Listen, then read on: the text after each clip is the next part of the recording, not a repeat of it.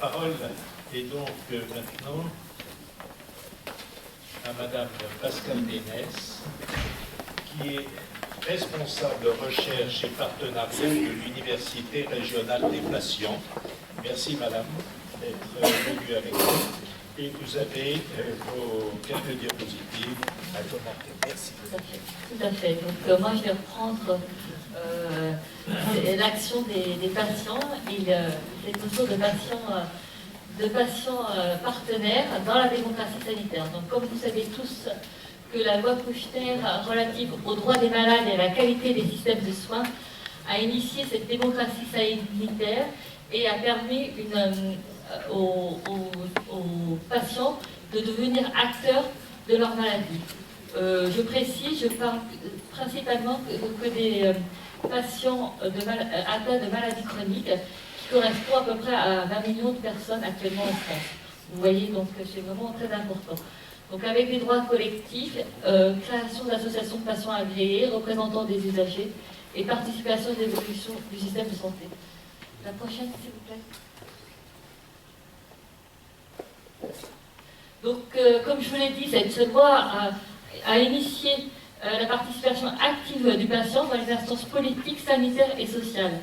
Ça a été concrètement, il y a eu des programmes de TP, d'éducation thérapeutique, validés par l'ARS. Donc, l'objectif premier est d'améliorer la qualité de vie du patient et de rassembler, comme on dit dans notre jargon, le cure et le care, tous ensemble, pour améliorer la qualité de vie du patient. Comme je vous l'avais dit, on a 20 millions de Français qui souffrent de maladies chroniques. Et M. Grimaldi, dans son dernier ouvrage, disait que vraiment, nous sommes rentrés dans l'ère de la troisième médecine de la personne. Pour le patient, une nouvelle façon de vivre. Pour le médecin, une nouvelle façon d'exercer son métier. Et donc, cette notion de patient partenaire, c'est vraiment de repenser la communication entre le soignant et le soigné. Donc nos amis, donc naturellement je vais pas revenir sur le parcours de soins qui représente de multiples étapes pour le patient et dont le patient ressource pourrait aider dans son parcours de soins. Donc comme je vous ai expliqué, nos amis canadiens ont travaillé sur un modèle, on appelle ça le modèle de Montréal.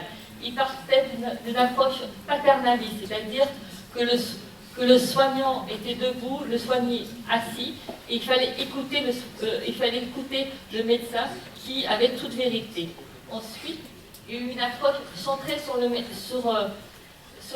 patient, c'est-à-dire qu'ils se sont rendus compte qu'ils prenaient en considération une approche globale de la maladie du patient. Et donc plusieurs médecins, comme par exemple en diabéto, il y a l'endocrinologue qui va travailler avec des diététiciens pour justement travailler avec le patient. Et ils ont été plus loin, ils ont dit qu'on voudrait que maintenant que le patient soit partenaire dans le parcours de soins, c'est-à-dire qu'ils intègrent directement ces équipes de recherche, ces équipes de soins. Donc c'est vraiment la reconnaissance du patient comme membre à part entière de l'équipe de soins et c'est décider avec lui et non pour lui. Vraiment que ces patients prennent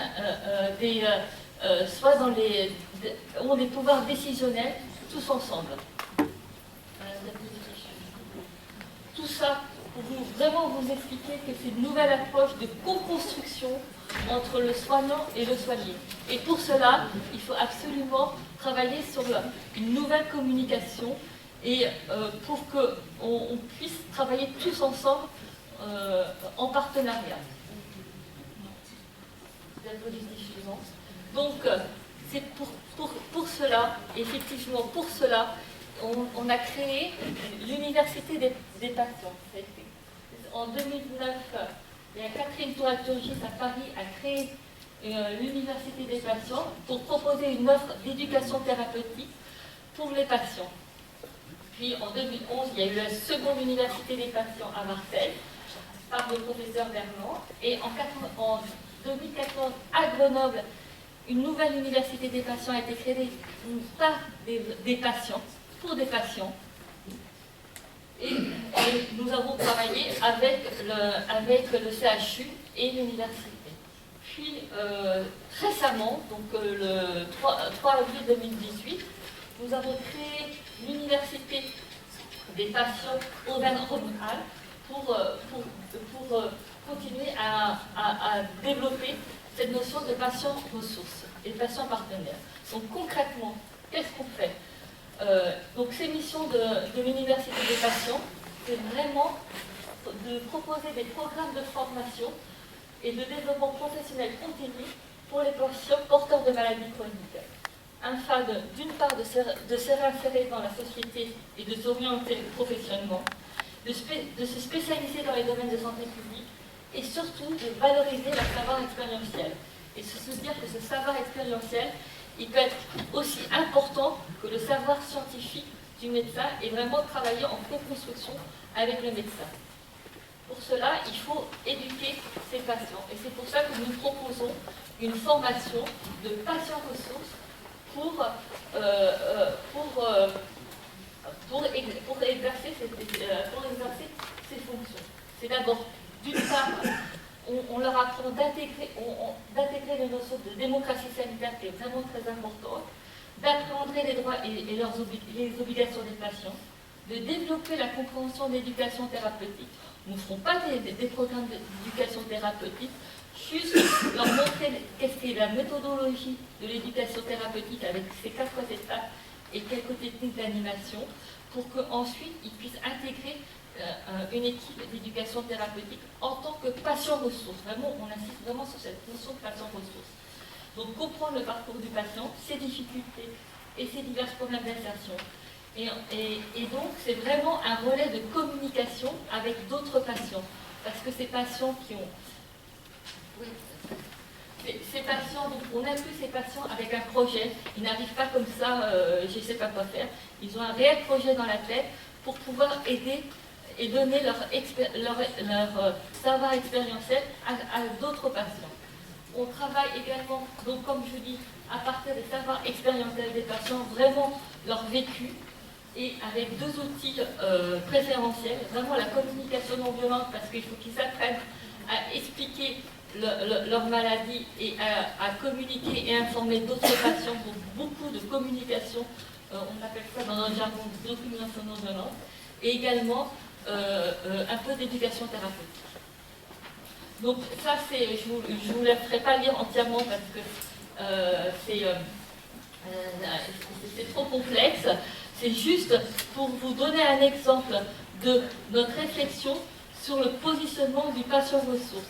Donc c'est tout bête, c'est une analyse diagnostique avec une analyse interne en tant que patient ressource, une analyse externe sur le système de santé et sur les institutions.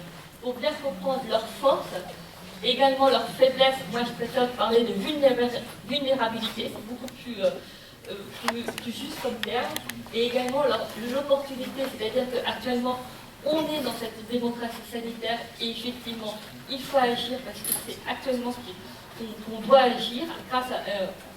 et donc par contre il y a des menaces. Effectivement, le plus grand menace, c'est que le système de santé est encore centré sur la maladie aiguë, que la prévention c'est seulement encore 2,4% de la dépense courante de santé, et qu'il y a des freins aussi dus aux professionnels de santé parce qu'on pense qu'on leur prend leur place. Et dernièrement, il faut travailler sur le modèle économique parce qu'actuellement, il n'y a pas de financement du patient partenaire. Donc en conclusion, qu'est-ce qui est important, qu'est-ce qu'on souhaite, c'est vraiment la reconnaissance de l'expérience du patient. Et cette reconnaissance, ça va permettre de vraiment travailler en co-construction avec le soignant. Et donc, un des objectifs des universités de patients est de répondre à cette demande en formant ces patients avec une communication adéquate et de valoriser leur savoir expérientiel pour progresser vers le patient partenaire.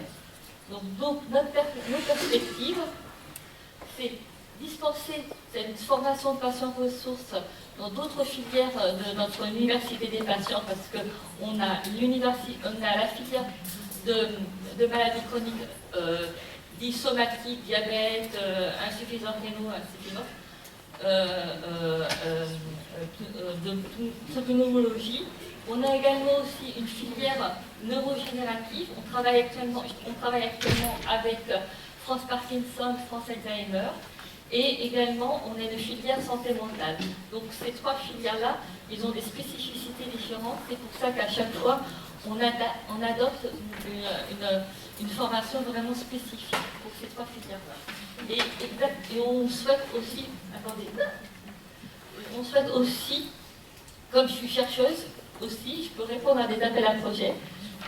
Et donc, on voudrait vraiment élaborer une preuve de concept de ce patient partenaire en développant des expérimentations à grandeur nature, soit dans le parcours de soins, soit dans des protocoles de recherche.